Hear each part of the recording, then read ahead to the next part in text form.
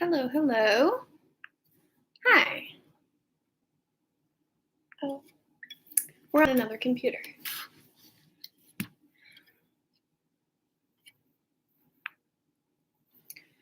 Welcome back. Today I am not in the groove. So I'm likely just going to ponder life while I drink tea. I don't think you can see. The steam is just so beautiful. I don't know.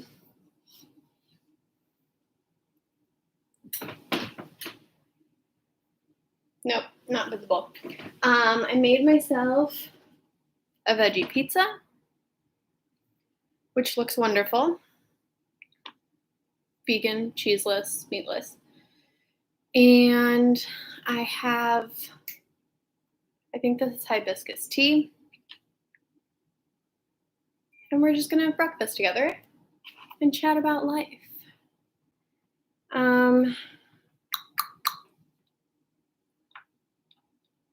What is new? I have a lot of work to do. It is a Wednesday currently when we have the air conditioning or the heat on. The house shakes a little, and by extension, my computer shakes. So, yeah. Excuse the bouncing. Oh, how beautiful. That's way too hot to put on the table. Life. It's a Wednesday. I have been lecturing for 4 weeks now. We're in the 4th week of the semester. Quarter of the way through. Things are going all right. Lecturing's going well. I'm loving teaching. I think the semester slump is kind of settling in, where people are just tired and making sure they hit all their requirements versus having a lot of energy, which I can relate. I've been working from home for 1.5, almost 2 years. And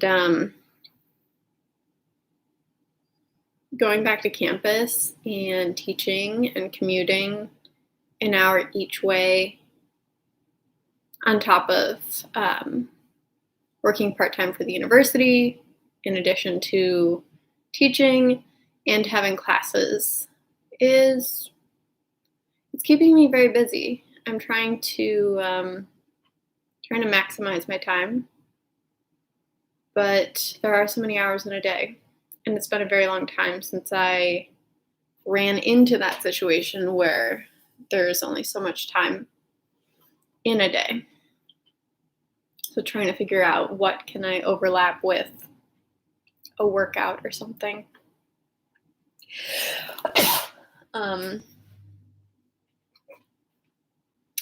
I've been very busy.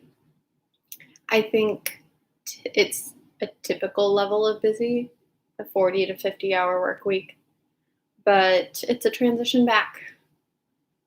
I've been very, very tired. Yeah, which is why today is not tremendously productive. That's why we're not live streaming at the moment. Very, very tired. Really enjoying it. It's nice to be around people. What else is going on?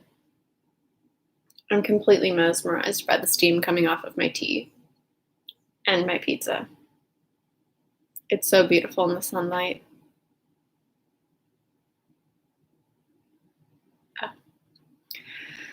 What else is going on? Last weekend, I went to Scranton with my partner. He entered into a beard and mustache, the National Beard and Mustache Championships, and won. We had no idea what to expect at this event. We drove out after work on Friday, got in around 1 a.m., and then slept for 5 hours, went to the event. I think there were about 50 categories. We were halfway through the categories. We were category 28, I believe, of 50. And those first 27 categories took about 7 hours.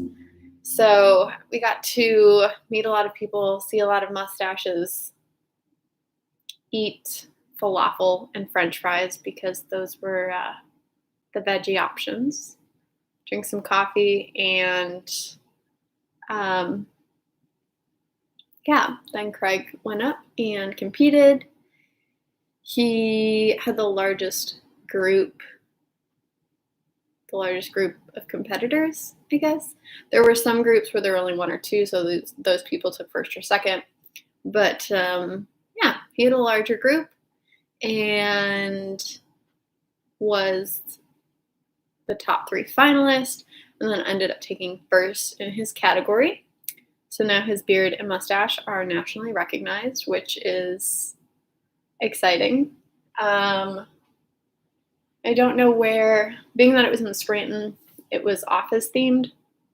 And so he won a Dundee trophy and a Dwight Schrute ribbon and national recognition because it's a philanthropic event. So he's gotten an invite or two to chapters, like beard chapters, beard clubs in Indiana. And I guess that was the largest competition in the country, but there are smaller competitions, so we may be on the road in the future for other beard and mustache competitions. There was definitely a vibe of an alternative lifestyle group within the beard and mustache community. And being that I'm buzzed and, vegan, tattoo, I fit in pretty well, which was interesting to see. It was quite the event. We ended up not going back for the Best in Show because we were so exhausted. And then we hopped in the car and drove the 11, 12 hours back here to start the work week. So that was a lot of fun this weekend. 3 weekends ago, I went to Wisconsin, and 2 weekends ago, Craig went to Wisconsin, different places. We went separately, so we didn't have to board the animals. And then last weekend, we decided on a whim to go to Scranton. That was a lot of fun. So this weekend we are laying low.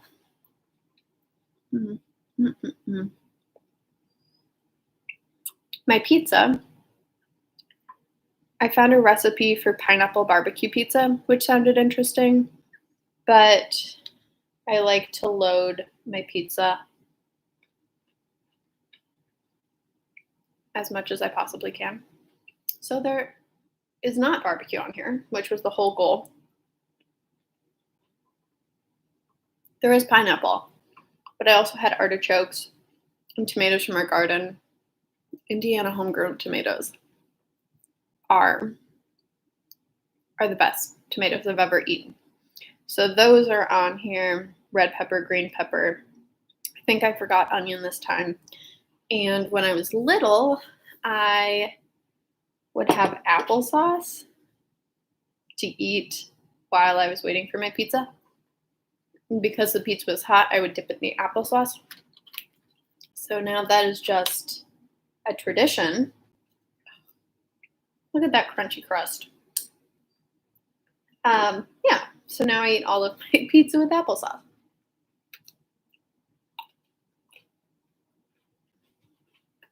Mm-hmm. Oh my goodness. So good. How to eat this more delicately.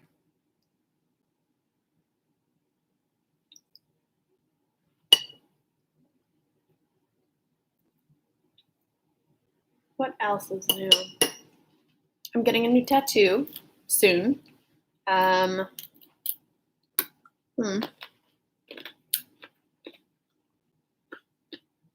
I love the crust. It might be my favorite part of the pizza. I'm getting a tattoo of a peony, which is my favorite flower. I was thinking about getting the Extinction Rebellion logo on me, but that was a little too extreme. And I don't know if I want to put someone else's logo on my body forever.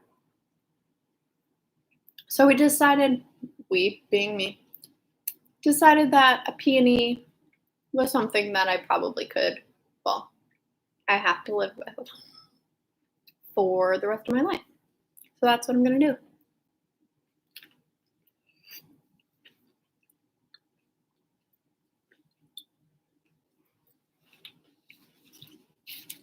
Sweet goodness.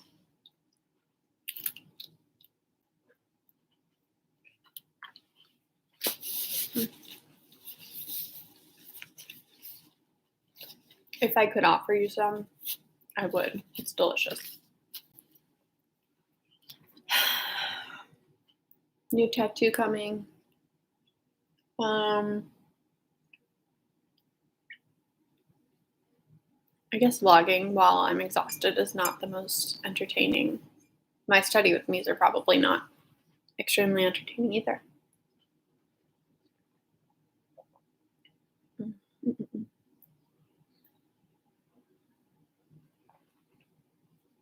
What else? What else?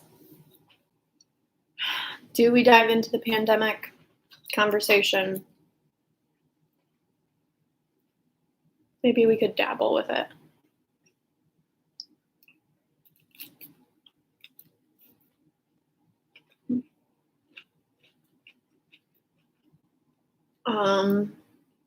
So COVID is raging, which is not news to anyone.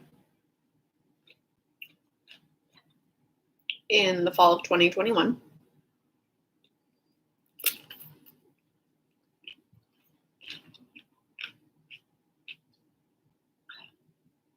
Okay, I'm going to finish this piece and then we'll talk about COVID.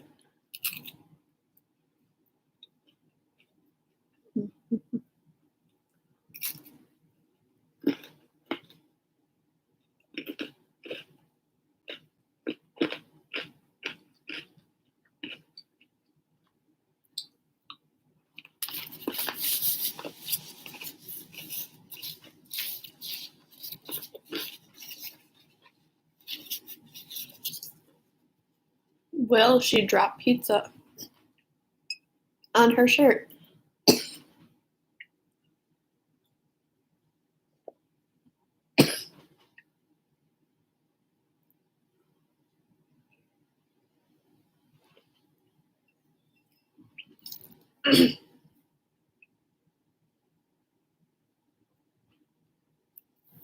The shirt that is older than I am. We will find out. Vintage, if you will.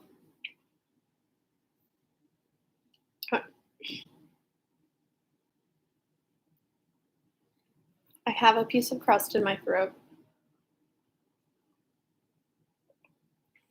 Okay. Oh, COVID. It's okay, Akira. It's okay. I just kicked her in the head twice.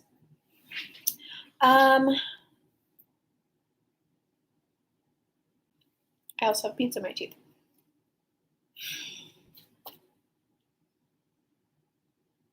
Where to start?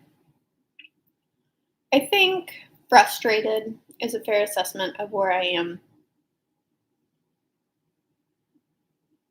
As I mentioned, I'm in Indiana. I have artichoke in my teeth. That's really committed to staying there. Okay. I am frustrated. I think I'm disappointed in how the regulations are being handled state by state, at least in the United States. And I can really only speak to my state within my city. But I feel like the point that we're at currently was to some extent preventable. Was the virus preventable? This is probably not. This is very controversial, like politics. Early on, was research developing? Yes. Did the CDC, United States government, World Health Organization release new information as soon as they knew more? Yes. I cannot tell you how much I appreciate the scientific community during this process. The medical community, my God, our essential workers, frontline workers. I know that the rallying has, at least here, panned out for those individuals, but they kept the country running. And I think it's disappointing that we've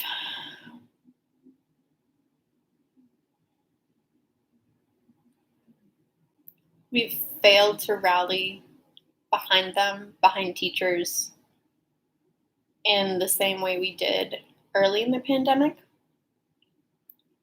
I think we have a basic understanding that, like, social distancing and masks and washing our hands and different protocols are beneficial in the prevention and spread of COVID. And that's where my frustration is, that we know these basic tasks do benefit. And there are certainly people who, for medical reasons or religious reasons, have some friction with those guidelines. But broadly speaking, I think had we followed those guidelines better, we wouldn't see the current surge, the most dramatic surge we've seen in the pandemic thus far.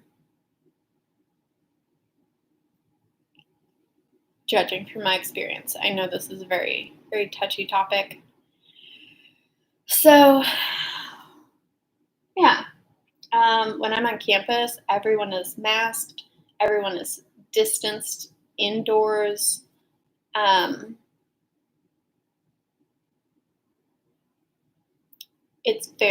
The precautions are very, very visible.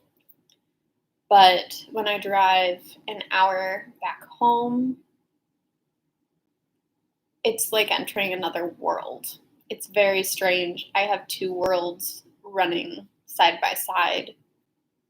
And the juxtaposition between the two, the dichotomy of the two is just startling.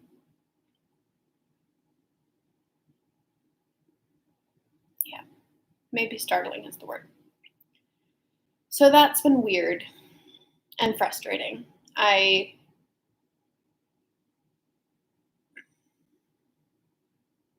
As much as possible,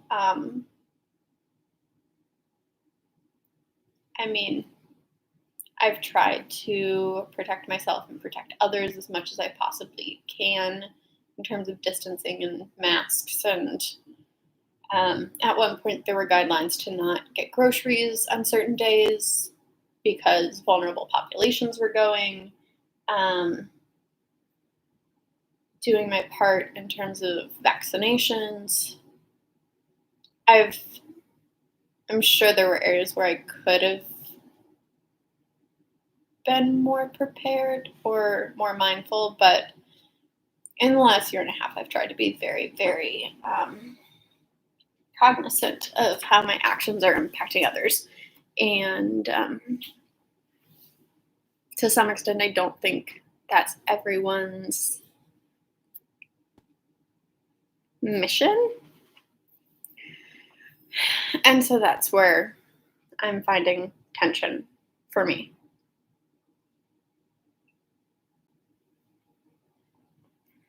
So those are my thoughts on the current pandemic climate.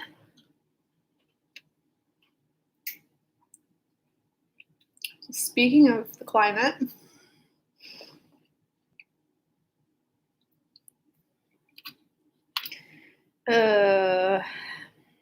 we're gonna need some more pizza.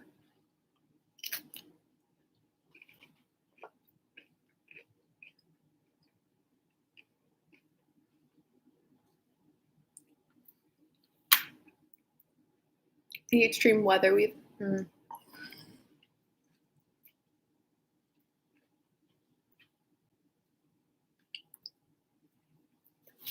Side note, as I have started lecturing and advanced in my educational career and realized that I can think on the spot and I'm comfortable thinking through things as I'm speaking, which is a huge step from not speaking because I was afraid I was not going to be able to find where my statement was supposed to end. I speak much more slowly now, and I really enjoy it. And I think it works well in lecturing because it allows people to hear what I'm saying and think about what I'm saying before I say something else. But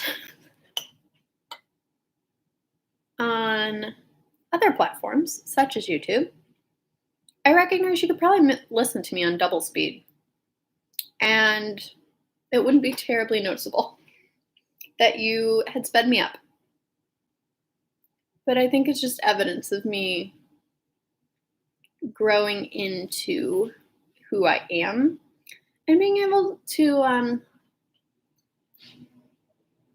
think and debate with myself while I'm talking and start a statement and find the end of it while I'm talking.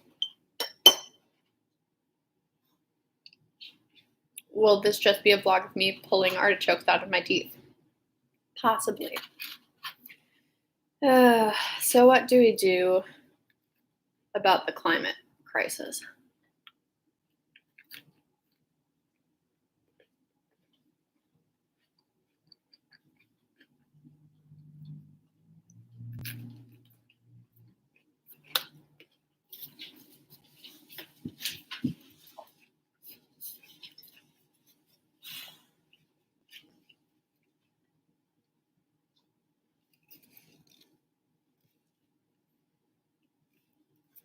Obviously, this is something I'm very passionate about, and the topic is just so large. Finding a starting point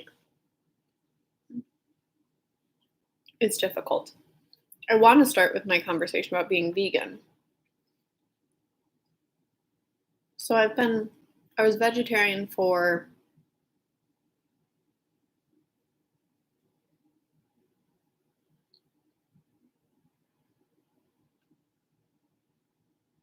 2 or 3 years, the end of my undergrad and then part of my first master's.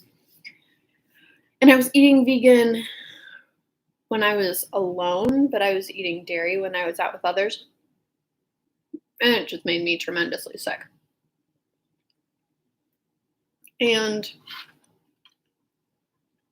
recognizing the moral and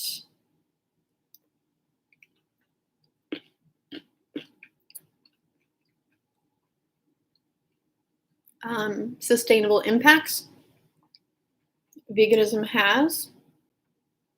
I decided to pursue that. I also don't hold myself to a higher standard compared to other animals. I don't think I have the authority to decide who lives and dies.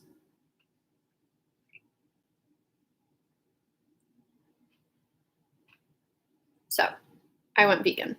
Also, in addition to the moral perspective, it's very helpful for the planet because I feel like, to some extent, this may sound dramatic, but I feel like Earth is exploding.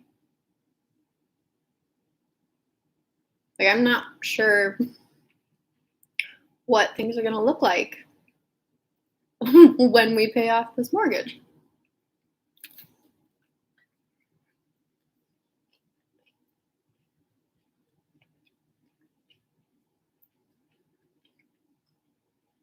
What's it going to look like in 30, 40, 50 years? I should probably be around in 50 years.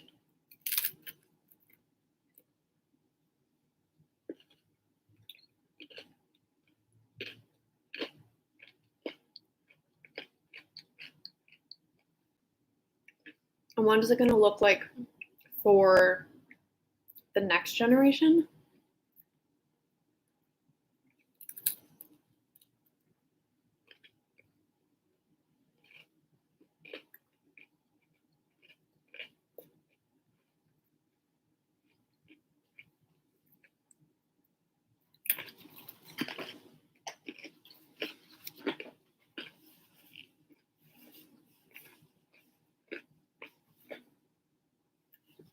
And I have to keep reminding myself that I can't have empathy for the world as much as I want to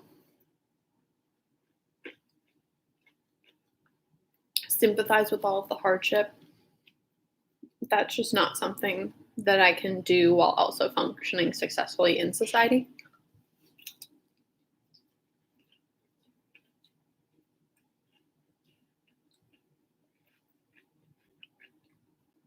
But the planet,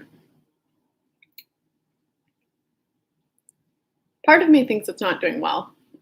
Part of me thinks that maybe it's good at regulating and it's out of balance, so it's regulating.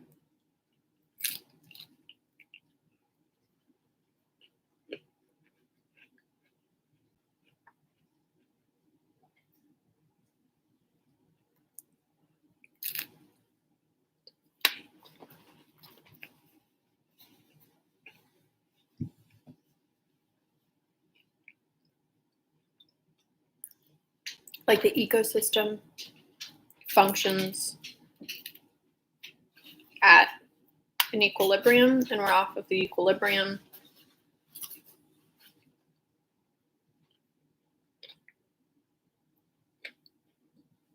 But when were we at an equilibrium?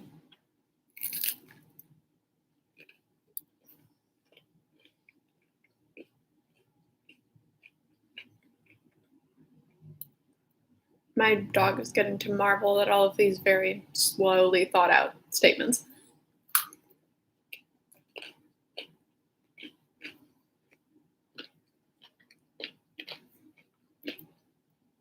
Is the heating and cooling a cycle? Like hundreds of thousands or thousands of years?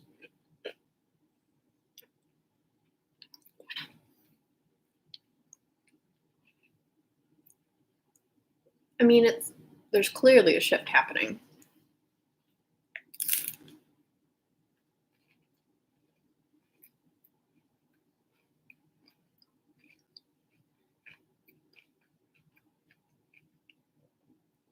Just visibly in the shift of the ecosystem and seasons and temperatures and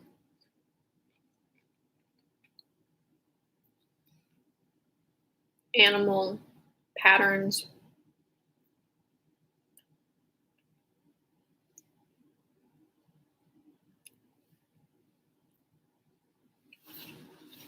I feel like we're kind of in the code red right now, and I can eat my vegetable pizza and avoid plastic and try to be as sustainable as possible, but there's a little bit of nihilism that despite my efforts, I'm not going to reverse the damage that's already been done.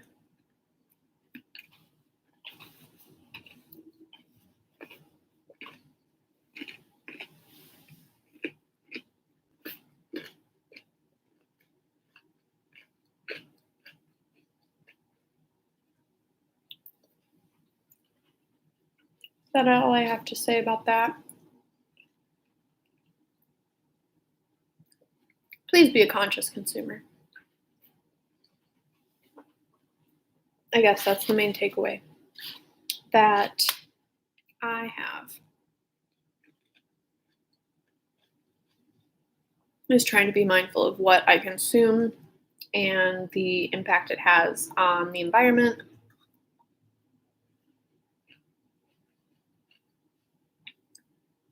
And trying to do my part to avoid further damage.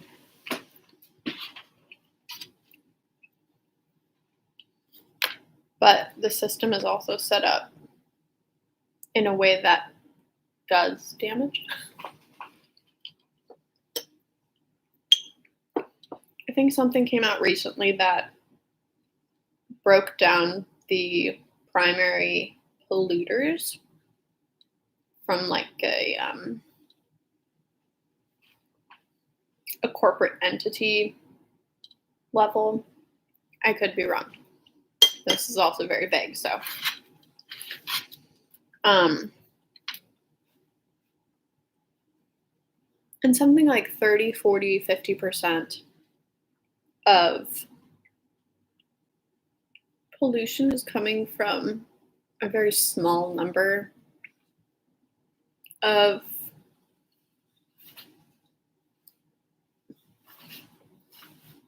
are they corporations? Are they companies? I'm not familiar with economics, so I don't know what to call them. Maybe companies. And so I think that's a good starting point. Maybe not a starting point because I feel like a lot of people are working towards aiding the planet. But I think that would be a good step to prioritize those causing the most damage. But what do you do if they're not interested?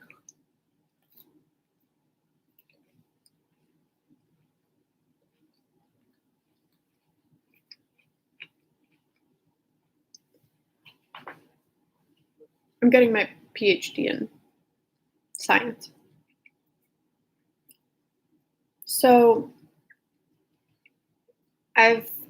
my bubble in the world is very analytical, scientific, the belief in science. And I struggle to understand the perspectives that dismiss science.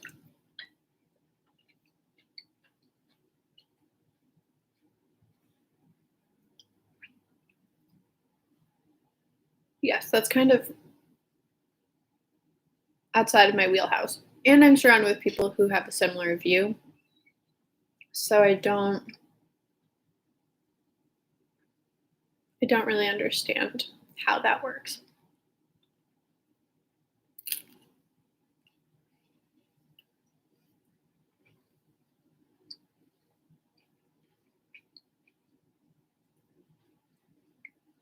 So if anyone's interested in sharing and having a clean conversation about your belief in science, I understand having negative experiences with like the medical system. I know that's been a very oppressive entity to minority groups, and that I'm not in that community. So, by extension, I'm in a privileged position in terms of the medical community. Um,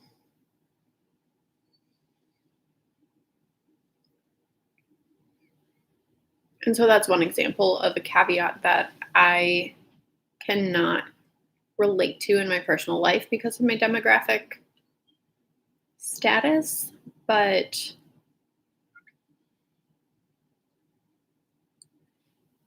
I try to consider other perspectives as anyone striving to have a robust understanding of any topic probably should, in my opinion.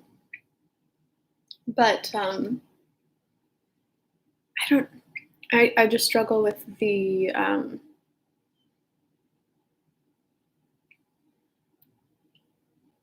a lack of belief in like truth and science is difficult for me to understand because of my profession and the people I'm surrounded with.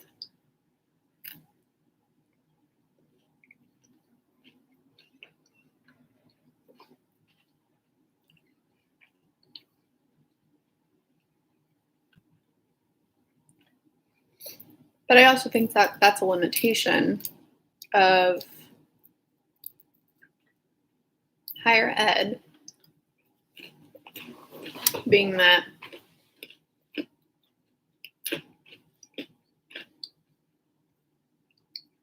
I don't necessarily have exposure to a lot of diverse perspectives because it is a more liberal, historically more liberal profession. And I don't think the diversity of perspectives is necessarily welcomed, at least in my nugget of the community.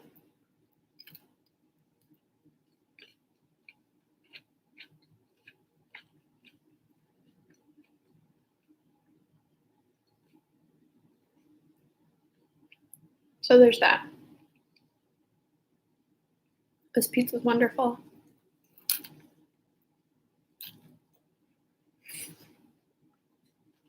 Mm.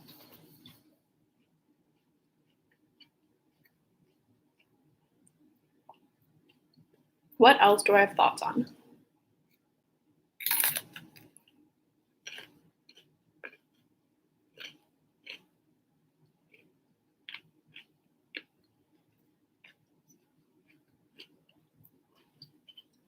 What am I going to do after this year?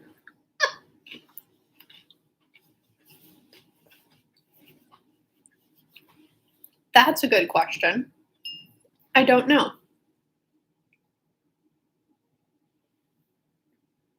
Graduate school has been very trying.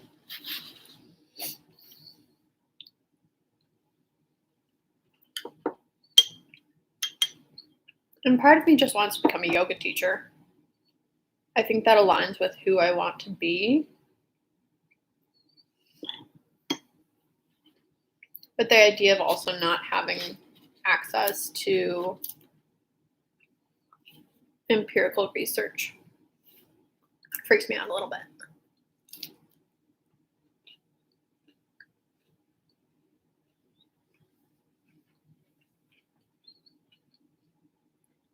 For the last 19 years, I wanted to be a professor, but the market's kind of saturated. It was saturated before COVID, and with decreased enrollment across the country, universities have had to downsize. Tenure faculty have been cut, which is just kind of unprecedented.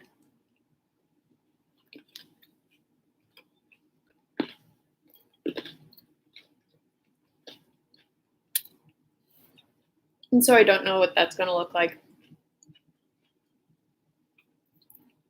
I'll throw some applications out to universities, but we'll see what happens. I'm also open to the idea of industry, which is a very foreign concept to me because I have been in school my entire life. And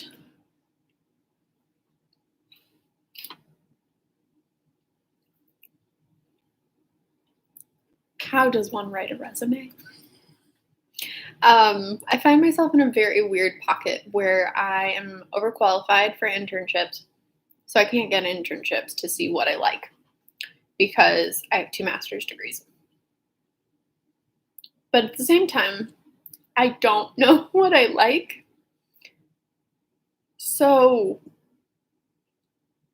entry-level positions are kind of daunting because I don't know if it's a good fit.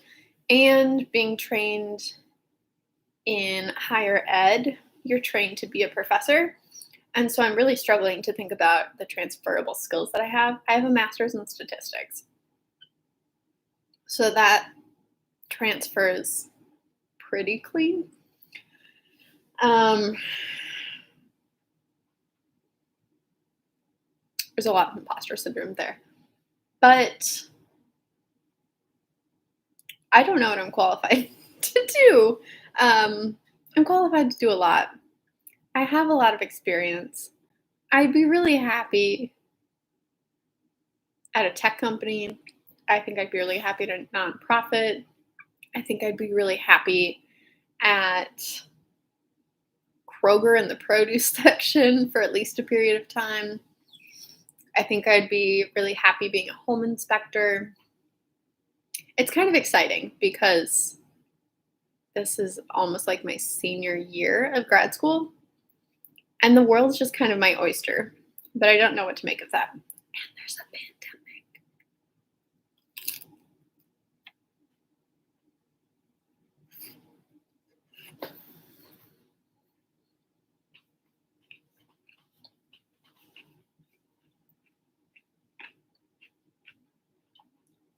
This is like trying to eat a salad on a date. It's not cute.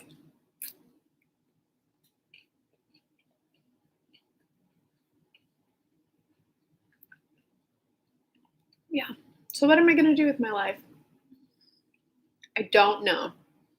I know that I would like good benefits, and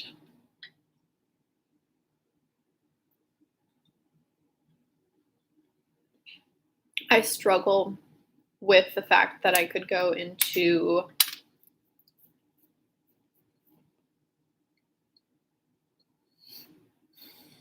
a teaching position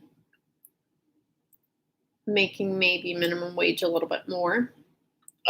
In terms of adjunct, full professorship is kind of hard to find in general, especially right now.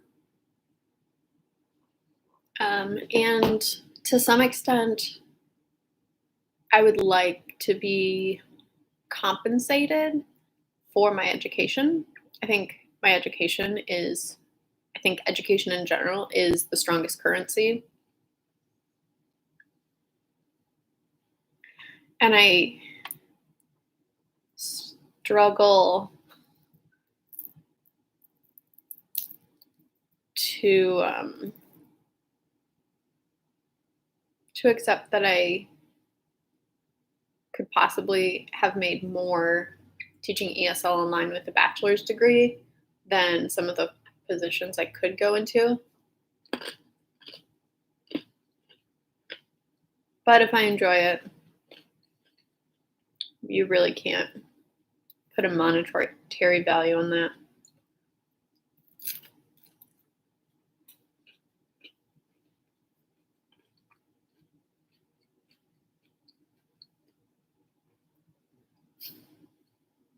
Stay tuned.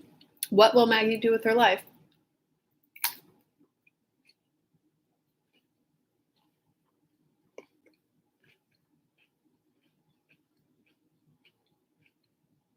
I really enjoyed tailoring clothes.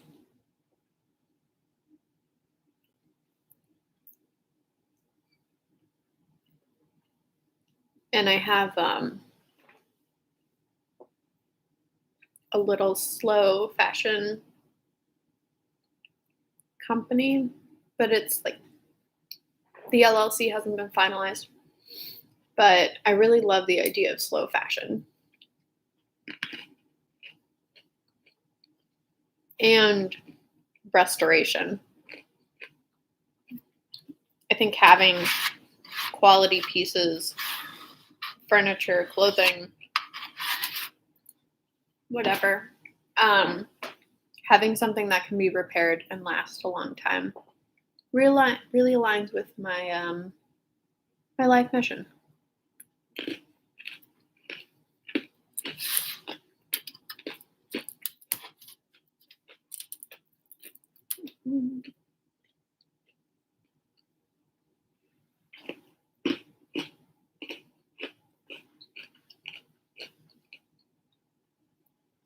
What else?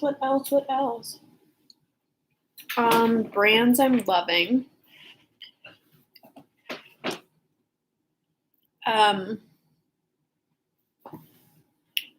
Conflicting with my ethical beliefs. I recognize this. The Portland Leather Company makes timeless quality pieces, which I think is really what I'm looking for in anything that I purchase.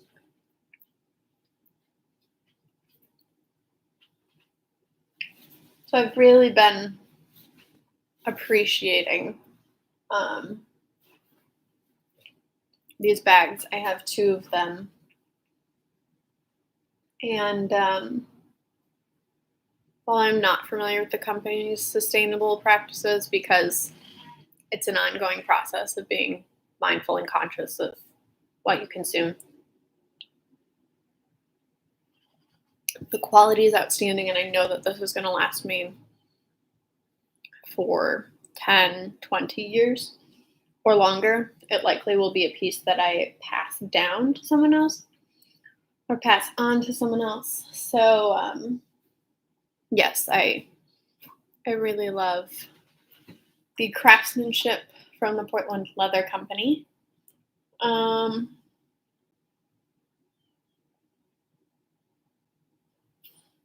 Maybe this was not a good. Who else?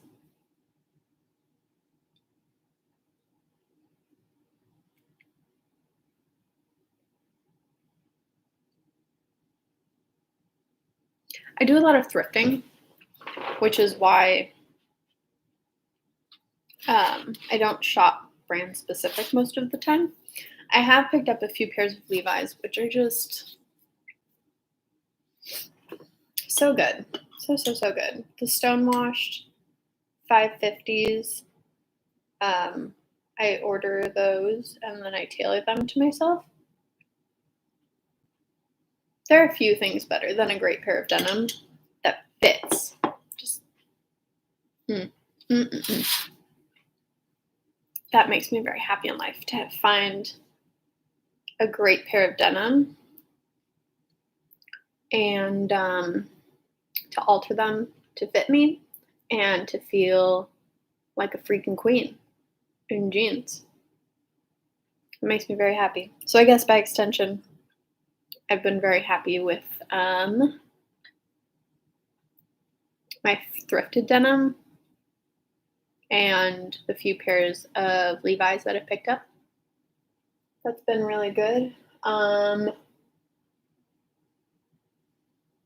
Yeah. I usually go thrifting and find things that are natural fibers or very good quality, and then I alter them if need be, and they live with me for years. Probably why I love bags so much.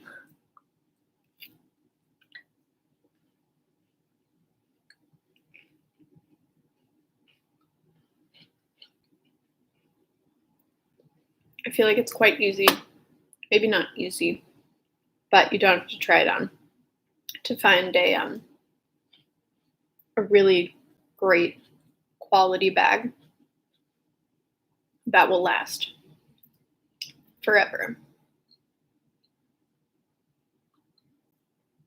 Yeah, I guess that's pretty much it.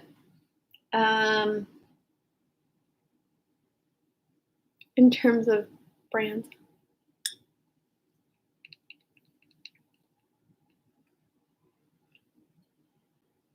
yeah.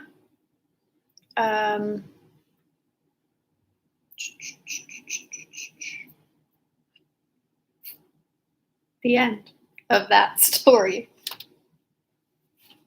I'm currently reading. Books are an ongoing thing with me. I'm reading Onlooking by Alexandria Horowitz. She also wrote Inside of a Dog, which I found my other earplug. She writes on cognition, which is what my first master's degree is on. So it's been really interesting. This one is about her taking walks around the block 12 different times, 11 times she's with someone who is helping her see the block for what it is, city blocks. I think they're city blocks. And really appreciate the existence of things we don't notice in our daily lives. So the book is broken down into the inanimate city and then the animate city.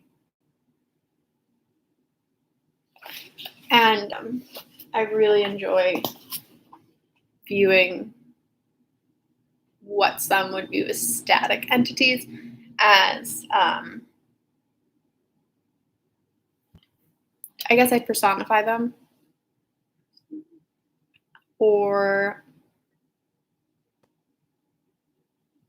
I don't know how to describe it, but paying attention to actually seeing what is around. I try to do that with architecture. As I walk my pup around the city, I try to be awake to the different architecture and vibes of different neighborhoods.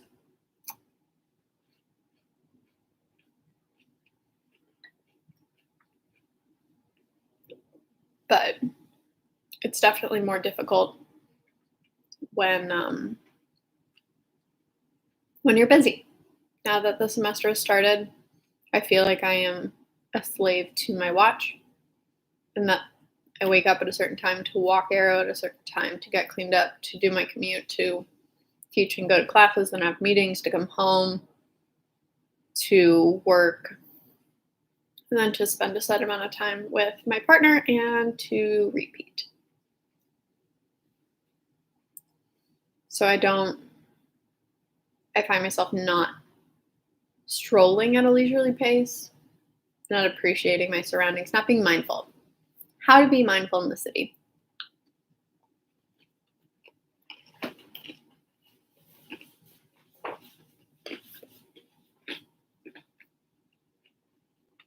I'm fascinated by cities. I love them. I think there's a constant war between nature and human construction, and I think nature wins every time. And I really, really enjoy that battle.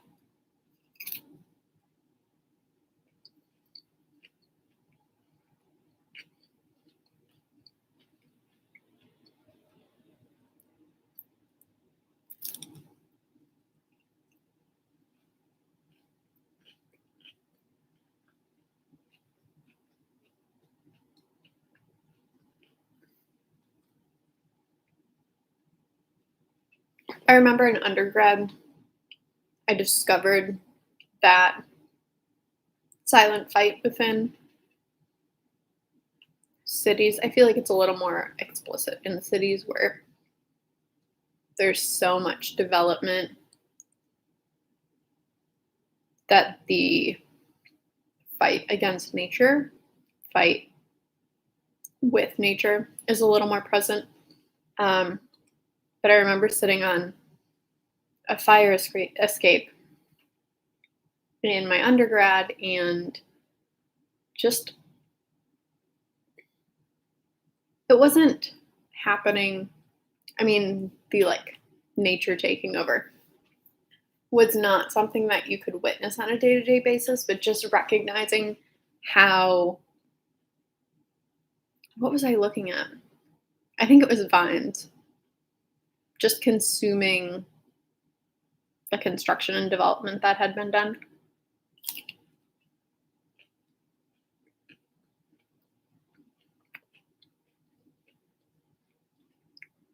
So that kind of woke me up to that ongoing fight between development and nature, and how nature wins.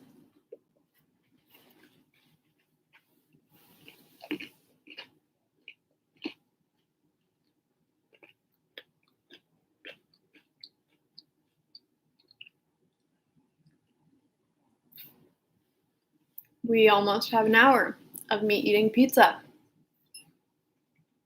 What a vlog.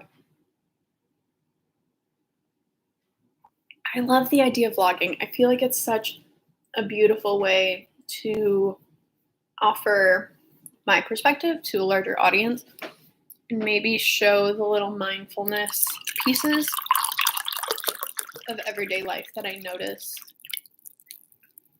that maybe others don't.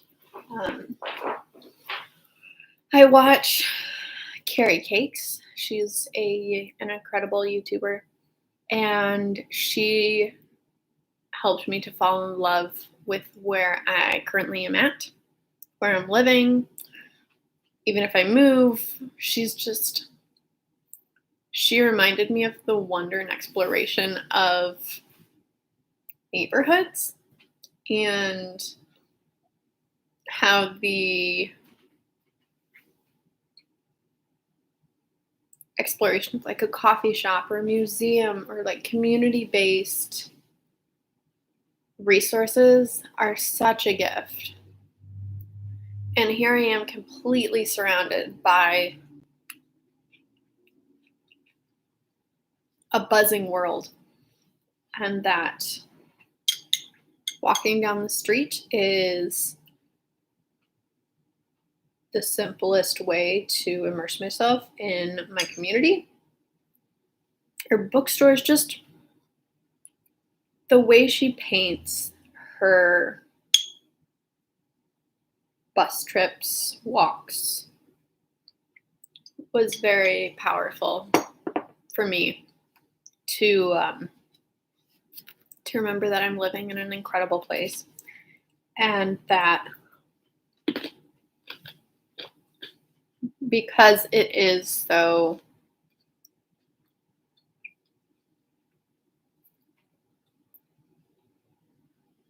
cities are almost like their own little world, and the neighborhoods vary so much, and walking 2 blocks over completely changes the feel of your surroundings.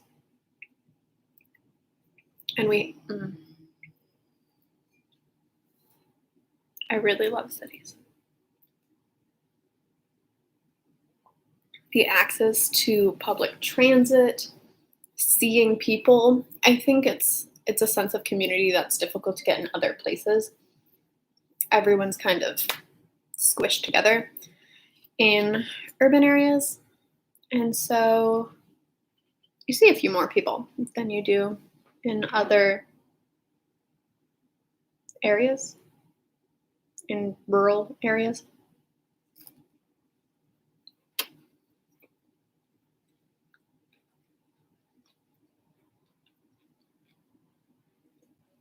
It makes me very, very happy to see people walking to a grocery store and carrying their groceries. How beautiful.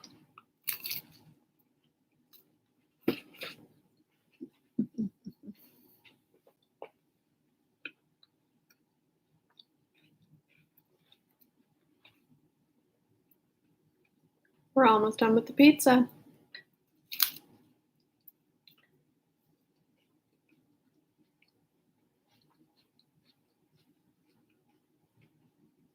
I love the walkability. I really enjoy walking, which is great because I have a high energy dog.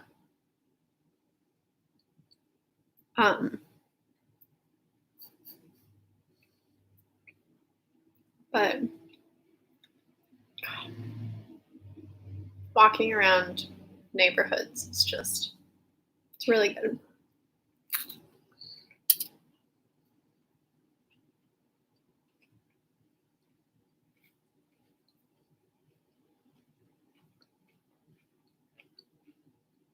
I've also been reading Sapiens, which I'm almost done with.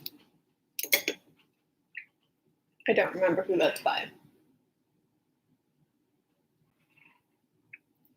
Don't recall. But that's about the evolution of humanity. I'm currently on a section talking about capitalism and the rise of capitalism. And I've kind of been internalizing that and considering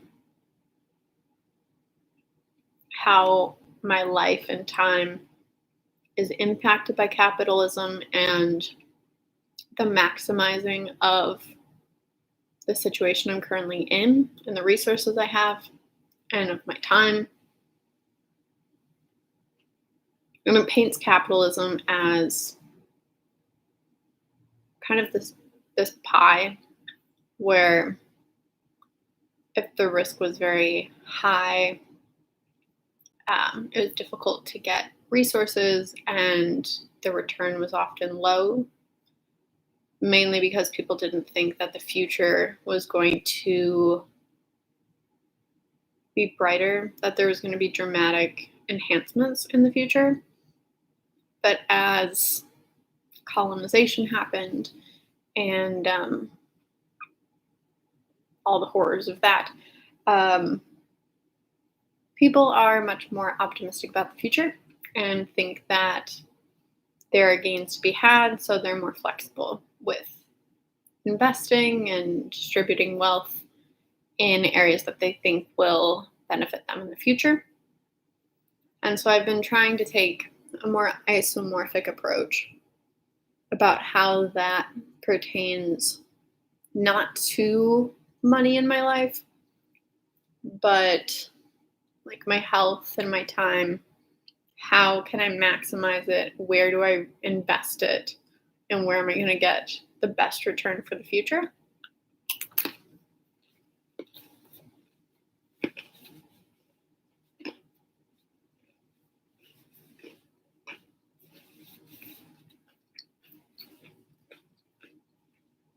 That's been a fun thought experiment that has been bouncing around up there.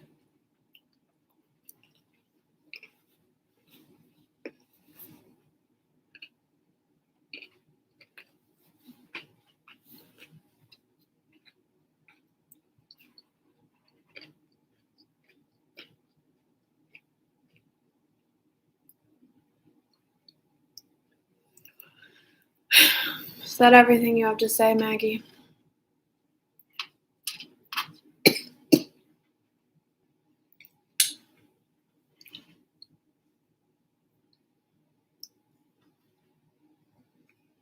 School, COVID, education, COVID, climate of the environment, books, veganism, the war between nature and the city, clothing I've been appreciating. This is my dad's, I think he was coaching. So this is one of his old t-shirts.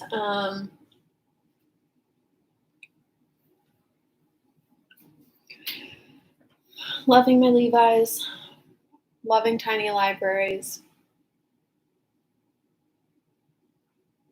I've really been getting into journaling, which I guess this is a form of journaling. And that is making my heart happy.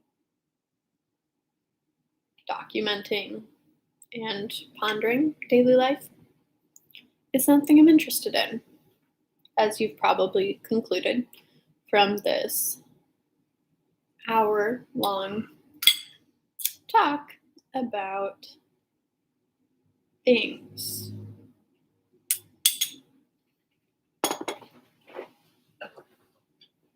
Yeah, I really am loving tiny libraries. That's where I try to pick up books at tiny libraries and drop the books off that I've read at tiny libraries, because that's kind of an implicit community within my area. I think it's countrywide. I've been thinking about getting a loom to start weaving, to make my own fabrics, to make my own clothing, but I think that's a little ambitious right now. I tried to crochet a sweater, but I just have a very small scarf at the moment. When the pandemic started, I really got into watercolors. I don't think I have anything up here. And since then, I've been branching into acrylics. I love acrylics.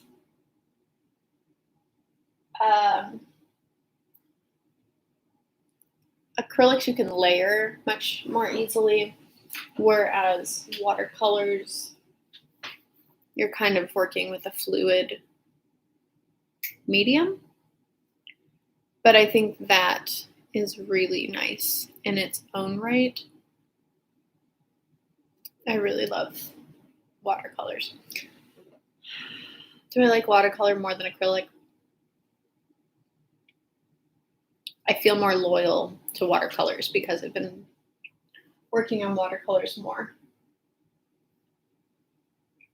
The idea that color can be infinite, you can alter and alter and alter colors, even picking one color and like the shades and hues,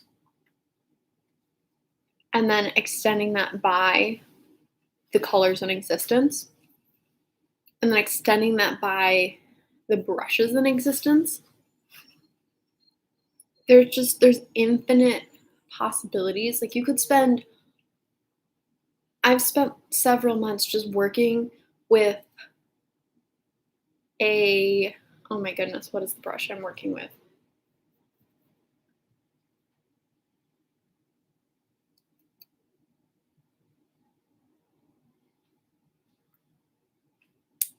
A rounded, is it horsehair or is it synthetic? Anyway, so I've been working with this one particular brush for watercolors that has a big belly, so it holds a lot of liquid, but it also has a fine tip, so you can do like thicker sweeps or thinner details. And the variation just between like one color and one brush, the variations and techniques are just endless. And I could spend years just working with watercolors, but I do enjoy a more concentrated painting experience, and so I've jumped back into the acrylic world.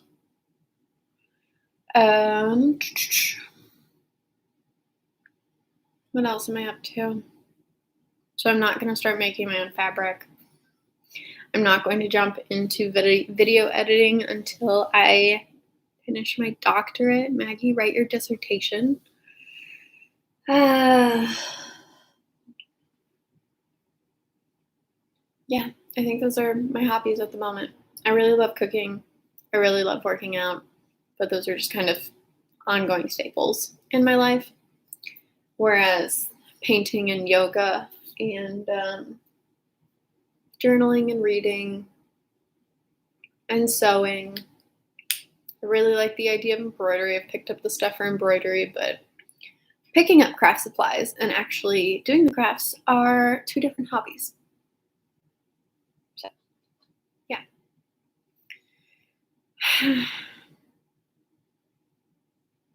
Well, that's my stream of consciousness for this morning. I hope if you're looking for background noise, here it is. What do I have to do today? I have a few appointments, I have a few meetings. I need to prep for tomorrow's lecture. I need to prep for my class. I need to prep for a meeting. I need to finalize some work that I'm so close to being done with. I just have not. But yeah, I'm struggling to find the groove today, which just happens sometimes.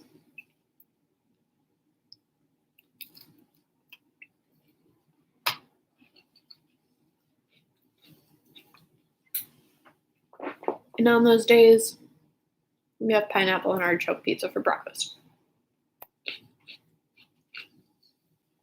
It was wonderful chatting. I will be live streaming soon.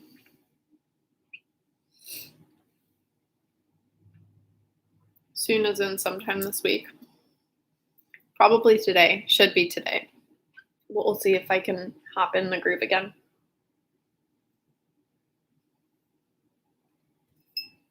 Yeah. All right. Can it be a vlog if I didn't move physically? I'd love to make little montages around the city.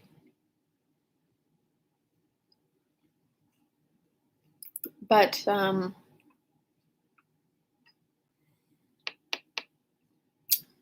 really want to do that. I really want to get into video editing. I'd really love if my live streams and videos were not raw footage, but at the same time, I know that that will be an escape away from my dissertation. And I think there's something minimal, essential, realistic about shooting live. I do drop pizza on my face.